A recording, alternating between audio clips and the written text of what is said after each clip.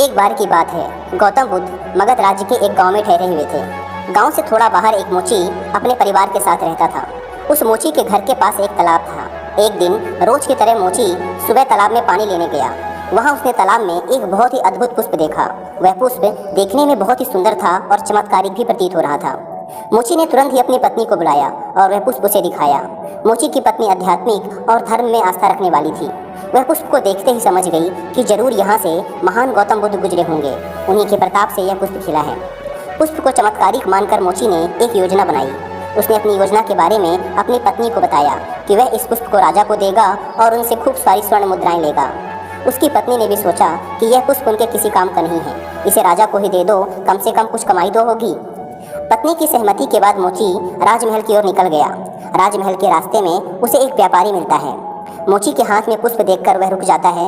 वह मोची से पूछता है, भाई ये पुष्प कहाँ लेकर जा रहे हो? मोची कहता है कि मैं यह पुष्प लेकर राजा के पास जा रहा हूँ। इसे राजा को भेंट करके मैं उनसे मुँह मांगा इनाम दूंगा। व्यापारी ने मोची को प्रस्ताव दिया कि तुम यह पुष्प मुझे दे दो, मैं तुम्हें बदले में 100 स्वर्ण मुद्राएं दूंगा।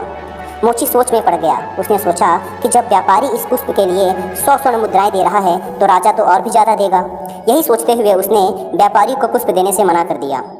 थोड़ा आगे चला ही था कि रास्ते में राजा आते हुए नजर आए, जो गौतम बुद्ध के दर्शन के लिए जा रहे थे। राजा भी मोची के हाथ में वो दिव्य पुष्प देखकर अचंभित हो गए। राजा ने मोची को पुष्प के बदले 1000 स्वर्ण मुद्राएं देने को कहा। यह सुनते ही मोची के मन में एक अजीब सी चेतना आई और वह राजा को पुष्प न देकर दौड़ता हुआ सीधे महात्मा बुद्ध के पास जा पहुंचा।